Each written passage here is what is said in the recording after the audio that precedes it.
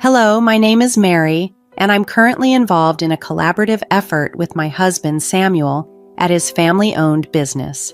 The enterprise, led by my father-in-law, Liam, is a cozy and welcoming small-scale company with a workforce of about 6 individuals. Liam, a man known for his reticence, rarely engages in the daily business activities. Instead, it's Samuel who's likely to be the next president, showing his commitment by tirelessly engaging with clients and driving forward new projects, which underscores his dedication to the growth of the company. During major initiatives, all employees unite, fostering a dynamic and passionate environment. I've been part of this vibrant setting for the last 8 years, since marrying into the family. However, my mother-in-law, Amanda, seems to have some reservations about my involvement. Just recently, when I returned home early to prepare dinner while Samuel stayed late at the office, Amanda confronted me with some harsh words. "How long do you plan on clinging to our family business?" she questioned, her tone laden with reproach. Since retiring, Amanda seemed to shift her focus to critiquing my choices instead of enjoying her newfound free time. In response, I maintained my composure and asked, "What do you mean by clinging?" Amanda, cutting in her reply, insinuated that my marriage to Samuel was more out of necessity, and now I was exploiting the opportunity to work at their company. This wasn't the first time such accusations had been thrown my way, and it was becoming a frequent occurrence. When I married, I chose to leave my previous job to join Samuel's family business. It was a personal choice, not driven by unemployment, as Amanda appeared to believe. Attempting to clarify, I said, "Mom, it's not that I couldn't work elsewhere. I chose to be here." But her dismissive response showed a clear misunderstanding, as she seemed convinced of her perceived insights into my motives. The tensions with my mother-in-law didn't just stop at words. Despite her promises to take over household management upon her retirement, she refrained from contributing, leaving Liam to often seek her help with domestic chores. Instead, she stubbornly declared, "I've worked all my life. Now it's the daughter-in-law's turn to handle the household duties." Thus, the responsibility frequently landed on me to manage the dinner preparations and the subsequent cleanup. One afternoon, I gathered my courage to discuss a household issue that had been weighing on me. "Amanda," I began hesitantly, "I've noticed that dishes often remain unwashed in the sink. It would help if you could tidy up after your meals." My cautious approach, however, only ignited a fiery reaction from her. She lashed out, accusing me of overstepping my boundaries and questioning my right as a daughter-in-law to impose rules in her home. Caught in this draining exchange, I was conscious of the time slipping away. If I didn't start dinner soon, our meal would be delayed significantly. Despite my growing frustration, I managed to maintain my calm. "Mom, let's continue this conversation later," I suggested, hoping to momentarily ease the tension and turn my attention to preparing dinner, as it seemed likely we would eat late tonight. Amanda, seemingly cooled by my proposal, withdrew to the living room, leaving me alone with my thoughts amidst the sounds of clattering kitchen utensils. Both Liam and Samuel were no strangers to Amanda's abrasive treatment towards me. They tried to intervene whenever they witnessed it, although their attempts seemed to have little impact. Each time they addressed the issue, their expressions showed deep concern and frustration, reflecting their earnest desire to foster harmony within our family dynamic. Ironically, whenever Liam and Samuel admonished Amanda for her behavior, it only redirected her anger towards me, intensifying her hostility. Her usual calm and gentle demeanor would twist into contempt, her tone slicing deeper than ever. Though I had never endured physical violence, the emotional impact of Amanda's words was profound. The support from Liam and Samuel was my refuge, helping me to somewhat withstand Amanda's biting remarks. That support was tested on one particularly difficult morning. After cleaning up from breakfast and preparing to leave for work amidst the morning rush, Amanda suddenly exclaimed, "Oh my, what a mess! A trash heap here!" And without any warning, she doused my handbag with a bucket of water. I stood frozen, a mix of shock and anger rendering me speechless. "What are you doing, Amanda?" I managed to utter, my voice trembling with disbelief. Amanda's response was dismissively flippant, akin to that of a mischievous child. "Oh, was that your stuff? I thought it was just a big piece of trash." Her casual dismissal only fueled my fury. "Even if you thought it was trash, who pours water on it?" I protested, struggling to understand her callous disregard. In the morning light illuminating our living room, I found myself sitting opposite Amanda, her expression icy and determined as though she had resolved to take a drastic step. "What kind of reasoning is that? Now the carpet is soaked, and what about the vacuum cleaner?" My words tumbled out, mingled with confusion and frustration, as I hurriedly removed the water-soaked items from my bag, important documents for work laid out on the table to dry. Amanda looked back at me with a chilling nonchalance, her face betraying neither remorse nor concern for the upheaval she'd caused. "You don't need to go to work anymore," she stated flatly. I was utterly baffled by her declaration. "Excuse me?" My reply was heavy with disbelief and shock. Amanda's next words felt like a sharp stab to my heart. "You've been clinging to this house for 8 years, but today I can finally get rid of you." Her voice was filled with a venom and resolve I had never witnessed in her before. My mind spun, sorrow swelling within me. "Getting rid of me?" I echoed, disbelief coloring my tone. "She made me feel like an utter outsider in this family. My daughter is joining the company, so we need you to leave. Today's your last day. All you have to do today is bow your head to your father-in-law and Samuel, apologizing for all the trouble you've caused." Her mocking laughter added salt to my wounds. She was leveraging my position at work to oust me. I had poured years into that job, building both respect and cherished memories. Shocked and heartbroken, I struggled to grasp the harshness of her decree.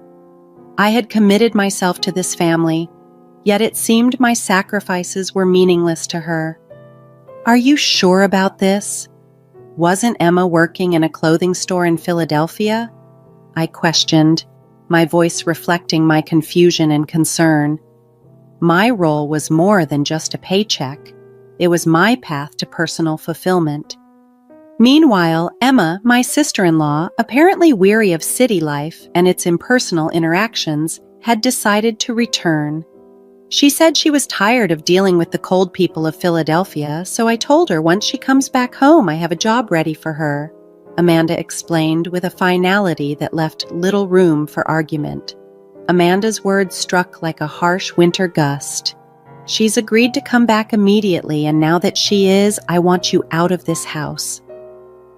Her declaration was staggering, almost impossible to grasp. With a single sweeping decision, she was prepared to uproot my life, completely disregarding my role within the family. Without a chance for any discussion, she coldly presented me with an envelope. "I've written your resignation letter," she announced, effectively banishing me from our home. At that moment, my heart shattered.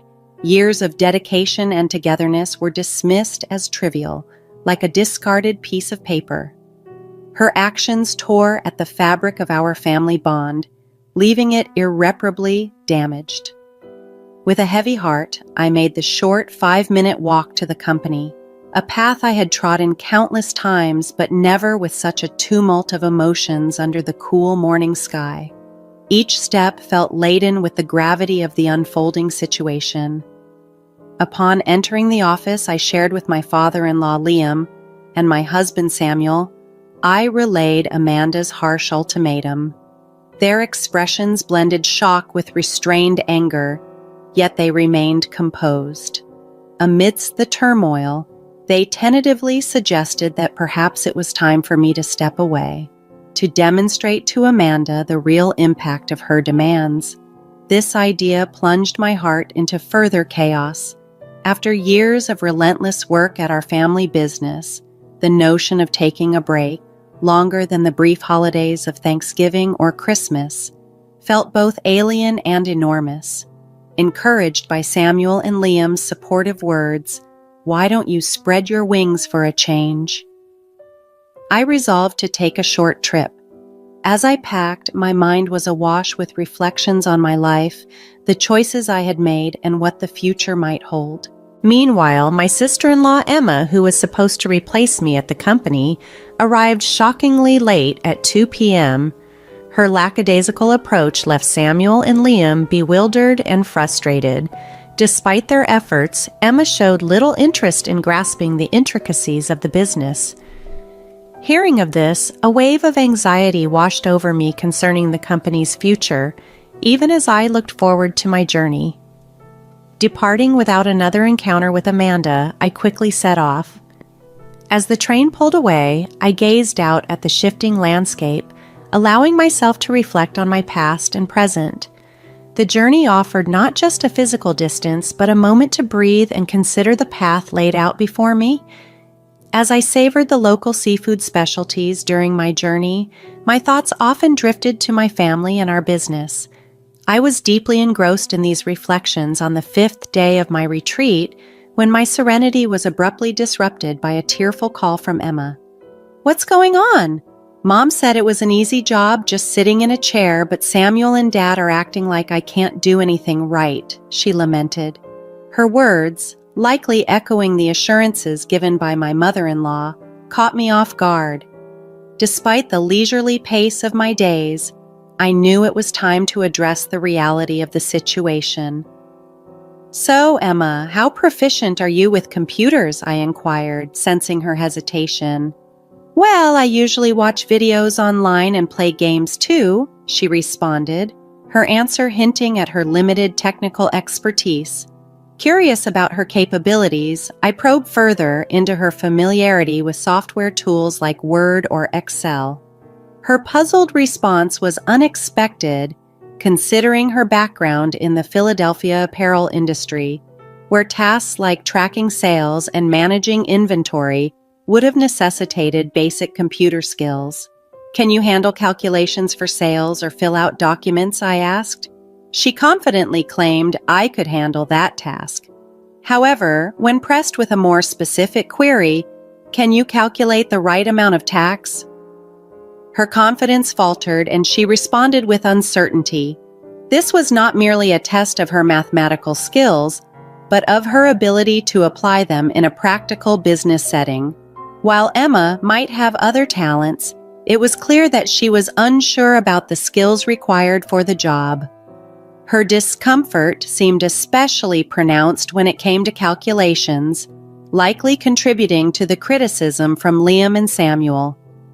It was crucial to confront the motives of my mother-in-law and her supporters who sought to oust me. "Since you're taking over my role, I expect you to manage the accounting tasks proficiently. Be mindful of email etiquette. A casual tone that might be suitable for friends is entirely inappropriate for business communications. Also, you'll be responsible for scheduling staff shifts. Our team is small, but we take everyone's requests for time off seriously, so ensure not to prioritize your convenience over theirs," I advised her firmly. As I continued to outline the responsibilities, I could hear Emma sobbing on the other end of the line. It was a tough conversation, but necessary to ensure she understood the reality and the expectations of the role she was stepping into. "But I thought I wouldn't have to do much." Emma abruptly ended the call, clearly overwhelmed by the tasks at hand. Over the next 4 days, I took the opportunity to explore Philadelphia, the very place Emma had escaped from. Surprisingly, I found the people there warmer than expected, a stark contrast to the cold-hearted nature of my mother-in-law, Amanda, and Emma, who seemed intent on pushing me out. A week after leaving my job, I returned to my in-laws' house. As soon as I arrived, Amanda, her face red with fury, confronted me. "How dare you make my daughter cry? You won't get away with this," she yelled, her eyes filled with anger and confusion. Before she could reach me, Samuel and Liam intervened, trying to calm her down, though her anger showed no signs of easing. Emma is upset because she got a scolding for trying to boss around her employees, despite not knowing how to properly do it. It's not Mary's fault. Besides, Mary hasn't been here for a week, so she couldn't have upset Emma, Samuel explained, his voice calm yet firm, trying to dispel the baseless accusations. Amanda shot back emotionally. It's because of her. This woman is the reason for Emma's troubles. She threw suspicions at me without any real basis. Where is Emma, by the way? I asked, scanning the room, but she was nowhere to be found, deepening the mystery. It's odd Emma has nowhere else to go since she gave up her apartment in Philadelphia. I assumed she'd be here, I pondered aloud. Samuel then shared, Emma's locked herself in her room. She's been crying and doesn't want to go to work anymore. She's overwhelmed, likely because she lacks the skills needed for the job. Amanda, still heated, accused, You've been turning Samuel and Liam against me. They wouldn't say the company runs better with you than with Emma unless you poisoned them against her. Samuel sighed deeply, clearly tired from the ongoing family drama and his futile attempts to clear up misunderstandings. Mom, he began again, hoping to clarify.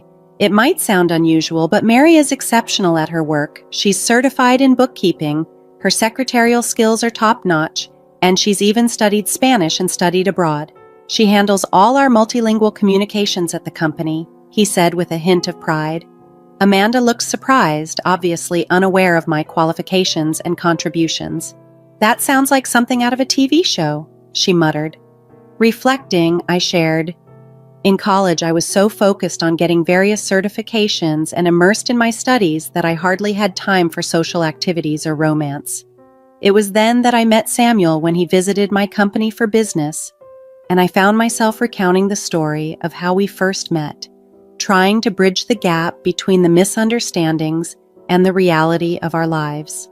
However, I realized Amanda wasn't interested in hearing about my qualifications or past achievements, so I steered the conversation back to the present situation.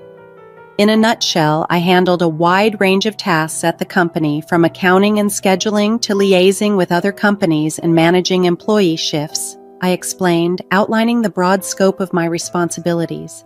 Samuel added, The work environment has been much better compared to when you were more involved, Mom. His comment left Amanda visibly surprised. Just then, Liam, Samuel's father, interjected with a surprising revelation. We're considering shutting down the company soon. Emma made a significant mistake. Instead of preparing some documents, she chose to handle phone calls because she thought it would be more fun. While we were away, she ended up being rude to an important contact from another company, which could have serious repercussions. I was stunned, covering my mouth with my hand in shock. I can't believe Emma would do something like that, I murmured, filled with disbelief and dread at the thought of how her actions could potentially lead to the company's downfall. However, as I was absorbed in these anxious thoughts, the story took another unexpected turn. When I explained our situation, the president of the other company suggested it might be time to consider merging. He expressed interest in absorbing our family business, Liam continued. This was an unforeseen yet hopeful development. A merger could stabilize our customer base, something Samuel had been striving towards through his diligent efforts in sales. This news brought a sense of relief to Samuel and Liam, but not to Amanda. Suddenly she objected, That's not acceptable. Samuel must become the president. This company is ours, isn't it? He's not going to be just an employee, Amanda exclaimed passionately, unable to accept the possibility of losing the prestige associated with owning a company. Her outburst caught the attention of Emma, who came downstairs to see what the commotion was about. Amidst the chaos, Liam spoke up with a calm but decisive tone. I am divorcing you. You've not only resisted change and neglected your duties at home and to the family, but I've also learned of your escapades with younger men. I can't support such behavior any longer. This announcement was a shock to everyone, especially Samuel and me. Liam then took out some divorce papers and a photo of Amanda, with a young man from a shelf in the living room, placing them on the table. "If you sign these divorce papers now and take your belongings, I won't pursue alimony. Trying to get any money from you would be pointless," he stated firmly. "How can you say that? Haven't I devoted myself to this house all these years?" Amanda protested. "Have you done any real housework in the last 8 years? Does spending someone else's money on young men count as devotion to this house?" Liam countered, his voice revealing a rare frustration. This was the first time we saw such a stern side of Liam, usually mild-mannered as he addressed the deep-seated issues that had been simmering within the family. In the tumultuous family drama, the sight of Liam, usually so composed and restrained, visibly upset, was a shock to everyone, especially Emma, who had just entered the living room. Her body shook slightly, a clear sign of her astonishment and fear. "Emma, this involves you two," Liam declared, his voice firm and resolute. "You came back because you failed to make it on your own in Philadelphia. Now you can't even manage to secure a job here, yet you parade around as if you're above everyone. Ultimately, you've stopped trying to work at all. It seems you've picked up some bad habits of escapism. It's time for you to leave this house as well." Emma was stunned, her face a mix of confusion and denial. "Wait a minute, Dad. Maybe Mom has her issues, but I'm still your daughter, right?" she protested, her voice desperate as she tried to cling to her place in the family hierarchy. Amanda, feeling the sting of her daughter's words, expressed her shock. "Are you betraying me now, Emma?" she accused, her voice tinged with hurt and disbelief. As tensions escalated, Liam quickly intervened to prevent further conflict. "To avoid more trouble, I've arranged for you both to stay with an acquaintance until you find your footing again. They will be here shortly to pick you up. Please get your essential belongings ready," he instructed, his tone leaving no room for argument. With heavy hearts and no other viable options, Amanda and Emma packed their belongings. Shortly after, an acquaintance of Liam, who managed a factory with living accommodations, arrived to escort them to their new temporary home. In the meantime, Samuel, Liam, and I took the opportunity to inform our employees about the impending merger of our company with a larger corporation, preparing them for the changes and new challenges ahead. Amid these significant life adjustments, I discovered that I was pregnant. I shared the joyous news with the president of the company acquiring ours, who responded enthusiastically and promised to arrange a suitable replacement for my position, ensuring a smooth transition. With the promise of new beginnings and the anticipation of our growing family, Samuel and Liam dedicated themselves even more passionately to their work, inspired by the bright future ahead.